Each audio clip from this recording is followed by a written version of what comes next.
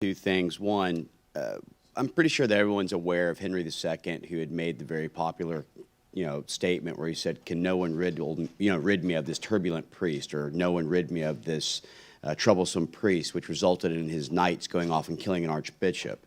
I bring that up because, as my colleague Mr. Waltz just pointed out, General Stitt, things like we're providing guidance could very much be perceived as an actual directive, and so that's something that we might want to be very cautious of, because that does lead, when you have as many stars as you do, sir, and being a non-commissioned officer as I was, as a directive more than it is just a basis of guidance.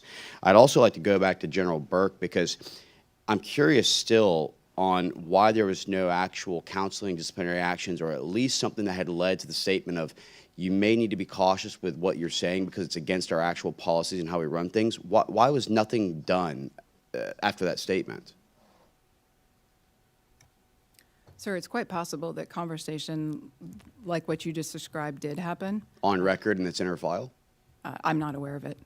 Okay. And General Miller, in August of 2022, the Secretary of the Air Force set the new race and gender goals for the Air Force's commissioned officer applicant pools, which we heard about earlier in my testimony. Can you please describe the steps and how you've taken to meet those goals? These are accession goals. Are you talking about the memo from the Chief of Staff, right? They're accession goals, and there's, they're just aspirations to make sure that we reach everybody across the United States. And can everyone, and I'll let you individually go, and I'll talk with you first, General Stitt, how does redirecting resources away from critical needs and towards DEI initiatives deter adversaries like China?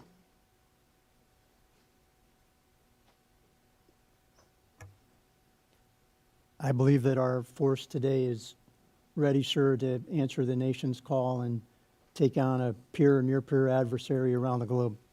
Sir, I appreciate that. I'm going to go back and ask for a more defined answer than just that.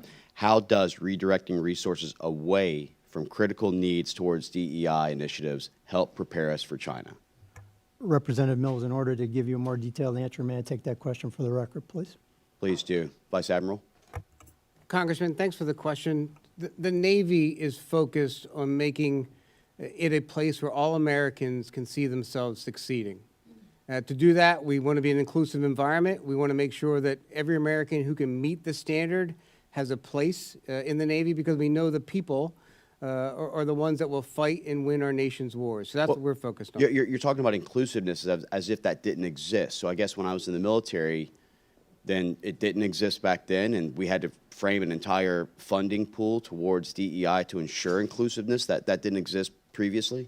Congressman, I'm not saying that at all. I'm certain it did exist. I've enjoyed that for 34 years in my service. Exactly my point. It absolutely is. My point is that we have areas of the country where we are underserved, where our word has not gotten out, and we need to mine talent from every possible zip code to get the mission done. Thank you very much. And to the Marine Corps, look, I almost don't even need to ask the question. Hoorah, Marines, you guys are the ones who are actually getting to your recruitment goals and continuing to maintain. So I'll let you comment on it, but we know what you guys are doing.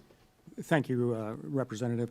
The Marine Corps is interested in being inclusive and exploiting the talents of all Americans who are willing and qualified to serve. And that focus on inclusivity, I think, has contributed to our historic high retention rates over the last 2 years, which will directly help us in any conflict with any adversary in the future. So you feel that additional resources was necessary for that?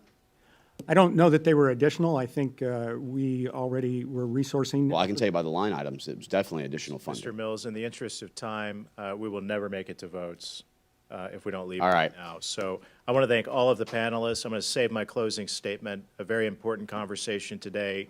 Thank you for joining.